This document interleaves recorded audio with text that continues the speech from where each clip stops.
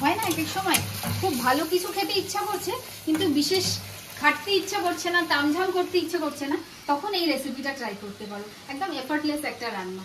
নমস্কার, নবরান্নাঘরে একটা নতুন রেসিপিতে তোমাদের সবাইকে অনেক অনেক স্বাগত। আজকে একটা ডিমের রেসিপি করবো। এতদিন তো অনেক রকম অনেক কিছু করছি, ডিম এখনো অবধি বানাইনি। তো আজকে একটা ডিমের রেসিপি করব। তো তার জন্য আমাদের লাগছে সেদ্ধ করা ডিম। ডিমটা ভালো করে সেদ্ধ করে চোকলা ছাড়িয়ে রেখেছি। কি কি লাগছে সেটা আগে বলে নিই। ডিম সেদ্ধ তো লাগছেই, আর এখানে আছে পেঁয়াজ স্লাইস করে রাখা, এখানে আছে আদা রসুন পেঁয়াজ আর কাঁচা লঙ্কা একসাথে বাটা, এখানে আছে গোলমরিচের গুঁড়ো, নুন, টক দই আর চারমগজ। টক দই আর চারমগজটাকে একসাথে বেটে নেব।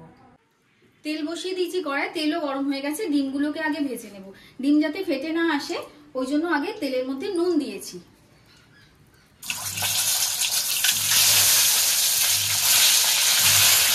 ডিম ভাজা হয়ে গেছে, এবার ডিমগুলোকে তুলে নেব। তেলের মধ্যে দিয়ে দিচ্ছি শুকনো লঙ্কা, এবারে দিয়ে দিচ্ছি স্লাইস করে কেটে রাখা পেঁয়াজ।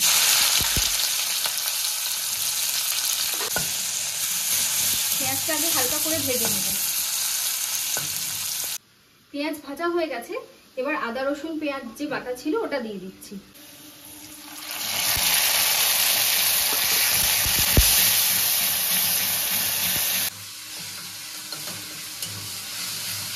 পেঁয়াজটা ভাজা ভাজা হয়ে গেছে, মশলার কাঁচা গন্ধটাও চলে গেছে। এবারে দিয়ে দিচ্ছি নুন,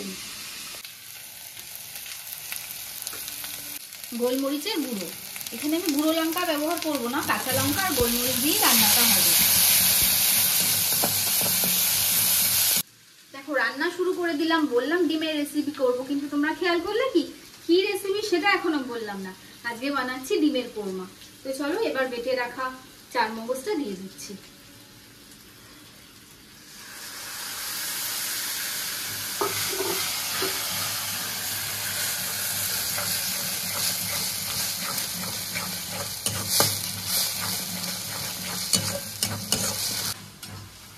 দিয়ে দিচ্ছি অল্প সামান্য করে চিনি।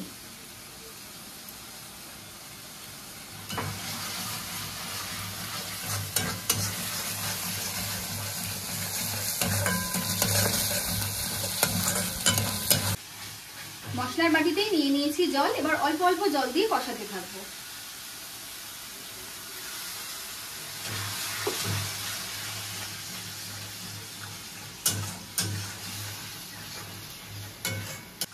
মশলার কাঁচা গন্ধ চলে গেছে, এবার গ্রেভির জন্য প্রয়োজন মতো জলটাও আমি দিয়ে দিচ্ছি। আর এটা একটা এমন রেসিপি যেটা রাইস আর রুটি দুটো আইটেমের সাথেই চলে যায়। যেরকম পোলাও হোক, ফ্রাইড রাইস হোক, বাসন্তী পোলাও হোক, যে কোনো রাইসের আইটেম। আর রুটির ক্ষেত্রে সমস্ত রুটি থেকে, লুচি থেকে, পরোটা থেকে, রুমালি থেকে, নান, কুলচা সবার সাথে এটা সমানভাবেই ভালো লাগে। ডিমের গায়ে ছুরি দিয়ে একটু চিড়ে চিড়ে নেব যাতে মশলাগুলো ঢোকে।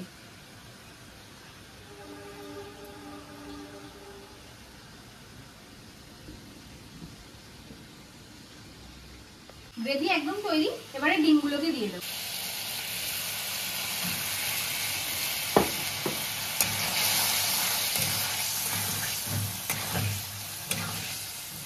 এটা একটা এমন রান্না, জানো তো, হয় না এক এক সময় খুব ভালো কিছু খেতে ইচ্ছা করছে কিন্তু বিশেষ খাটতে ইচ্ছা করছে না, তামঝাম করতে ইচ্ছা করছে না, তখন এই রেসিপিটা ট্রাই করতে পারো। একদম এফার্টলেস একটা রান্না।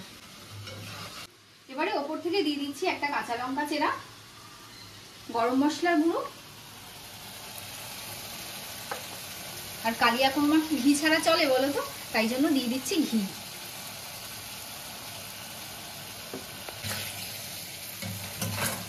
নেড়ে চেড়ে নিলাম, আর সাথে গ্যাসটাকেও অফ করলাম। এবার জাস্ট মিনিট দুয়েকের অপেক্ষা। এবার সার্ভ করার পালা।